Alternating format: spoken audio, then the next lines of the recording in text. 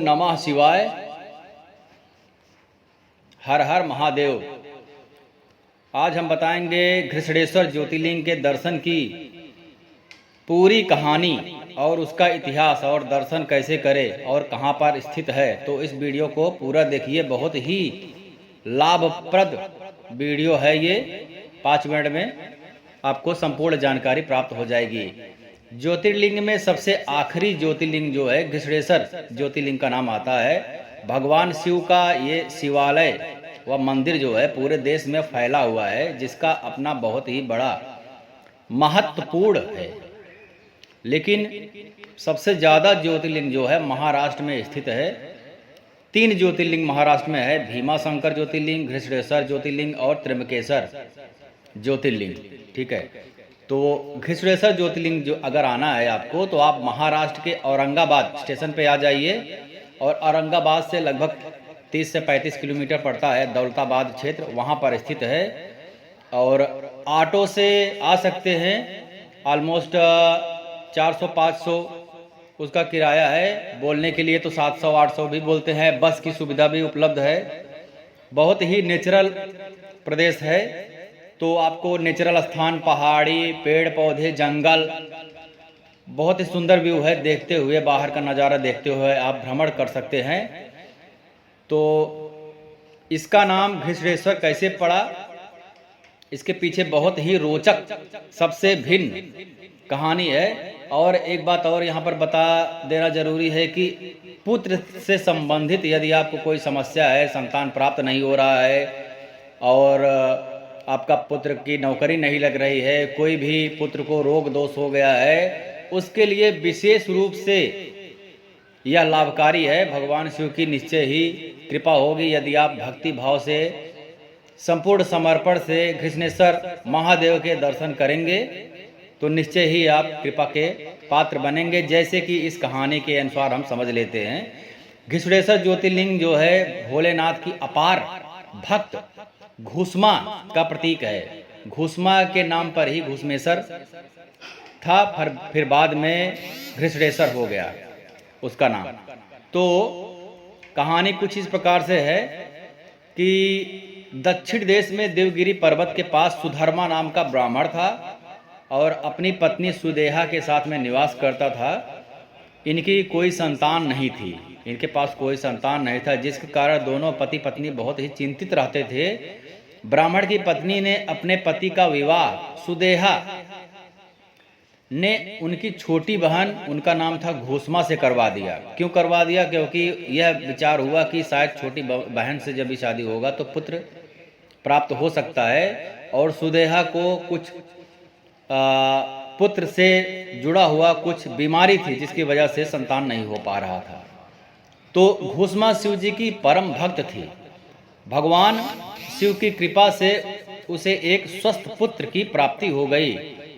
और घुसमा का हंसता खेलता परिवार देखकर सुदेहा को अपनी बहन से ईर्ष्या होने लगी, जो कि स्वाभाविक है। ईर्ष्या तो इंसान को हो ही जाता है।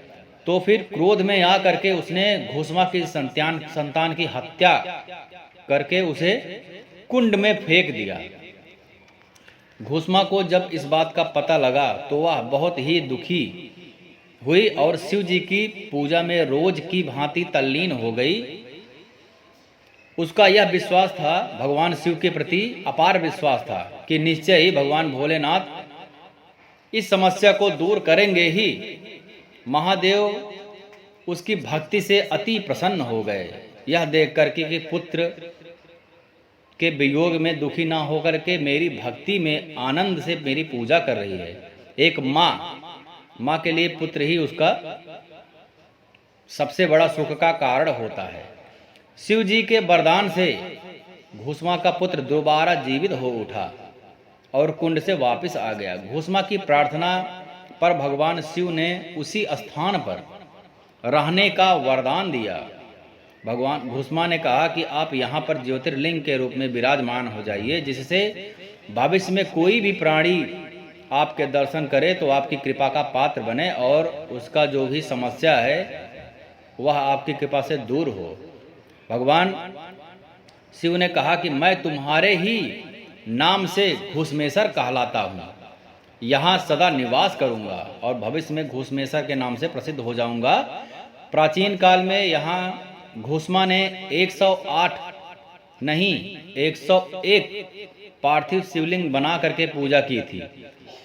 वह हर दिन 101 पार्थिव शिवलिंग बनाती थी, पूजा करती थी। उसके बाद में कुंड में जाकर के विसर्जन करती थी और वही कुंड से उसका पुत्र जो है जीवित होकर के पुनः वापस आया और उसी कुंड में उसकी जो बड़ी बहन ने मार के उसी में फेंक दिया था, जिससे जो है 101 शिवलिंग की पूजा करने के बाद भगवान शिव बेहद प्रसन्न हुए थे। यही वजह है कि यहाँ पर मनोकामना जो मांगता है, जो भी भक्त मनोकामना मांगता है, उसकी पूरी हो जाने पर वह 108 नहीं बल्कि 101 परिक्रमा करता है। ठीक है, तो यहाँ पर आने के लिए आप को बता दिया गया है और रहने के लिए यहाँ पर एक सिद्धेश्वर ओम भक्ति निवास बहुत ही सुंदर होटल है और यहाँ पर भक्त लोग आते हैं तो सुविधाएं बहुत सारी है, लोग जगह बहुत सारा है, लोग जगह पर अपना खुद का भी भोजन बना सकते हैं, खा सकते हैं और 24 घंटे यहाँ पर खाना उपलब्ध है और हर प्रकार की सुविधा यहाँ पर है। और इसके पास में ही अजंता एलोरा जो कि बहुत ही फेमस है, लोग उसको भी देखने के लिए जाते हैं। अजंता एलोरा की गुफा है, बहुत सारी नक्काशी है, लोग देखने के लिए आते हैं और एकदम से पास में है, तो आप उसका भी आनंद ले सकते हैं। और उसके दाहिनी तरफ में अजंता एलोरा है और बाईं तरफ में आपको घुसमेसर ज्योतिर्लिंग का मंदिर मिल जाएगा, दोनों पास में ही है। तो इसलिए दर्शनार्थी लोग बहुत सारे लोग आते हैं, छुट्टियों में तो बहुत भीड़ हो जाती है। लोग अजंता एलोरा की गुफा देखते हैं, नेचुरल प्लेस है तो इसलिए बहुत ही रमणीय है, आंखों को आनंद देने वाला स्थान है। सुंदर हवा, सुंदर पानी मिलता है और खाना भी अच्छा स्वादिष्ट है क्योंकि वातावरण शुद्ध है यहाँ पर। और ऐसा नहीं कि यहाँ पर भीड़ नहीं होता है, भीड़ बहुत ज़्यादा होता है। 3 से 4 घंटे लाइन में आपको खड़े रहना पड़ेगा, लेकिन सुविधा बहुत ही ज़्यादा उपलब्ध है तो कोई प्रकार की समस्या नहीं होगी। तो आपको भीड़ तो मिलेगा, आप रात्रि में दर्शन करेंगे तो थोड़ा कम हो जाएगा। और आइए तो 1-2 दिन आप रुकिए यहाँ पर, अच्छे से दर्शन कीजिए। पूजा पाठ के लिए मंदिर में पुजारी भी उपलब्ध हैं, पुजारी से आप रुद्राभिषेक करवा सकते हैं, मनोकामना आप कुछ मांग सकते हैं भगवान शिव से।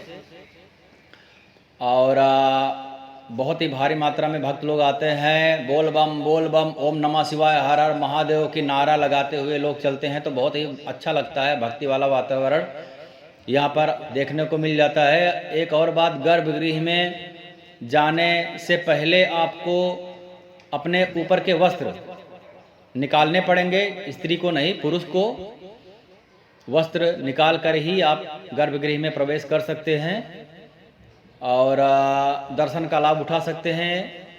जितने भी ज्योतिर्लिंग हैं सब में गर्भगृह में आपको परमिशन नहीं मिलता है, लेकिन यहाँ पर आप गर्भगृह में प्रवेश कर सकते हैं और छूने की व्यवस्था यहाँ पर है। आप शिवलिंग को स्पर्श कर सकते हैं, उन पर अपना माथा रख करके संपूर्ण आशीर्वाद प्राप्त कर सकते हैं। यह एक बहुत बड़ी विशेषता है और भी कोई ज्योतिर्लिंग में इस प्रकार की व्यवस्था नहीं है जो कि घुसमेश्वर ज्योतिर्लिंग में है।